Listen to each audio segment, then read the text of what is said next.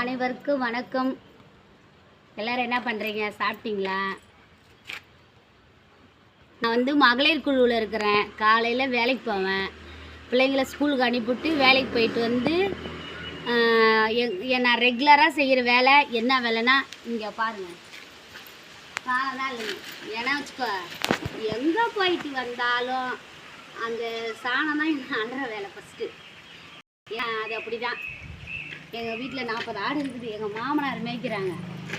அதனால் சொல்லிவிட்டு நாங்கள் எங்கே போயிட்டு ஊருக்கு எங்கள் அம்மாவோட இல்லை வெளியில் போயிட்டு வந்தாலும் நான் நேராக பேகை வச்சுட்டு நேராக சாணால் தான் வந்துடுவேன் ரெகுலராக.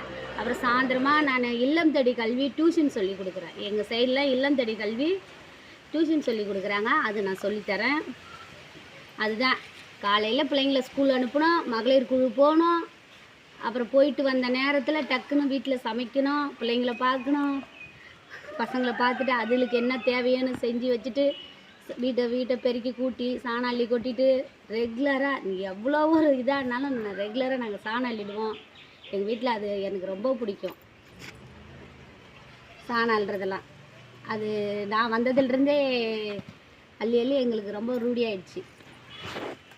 அப்புறம் 2000 ரூபா பட்டு புடவை கட்டியிருந்தாலும் எங்கள் வீட்டுக்கு நட்டு பொண்ணு ஆட்டு பொண்ணுங்கிறது காட்டிடணும்.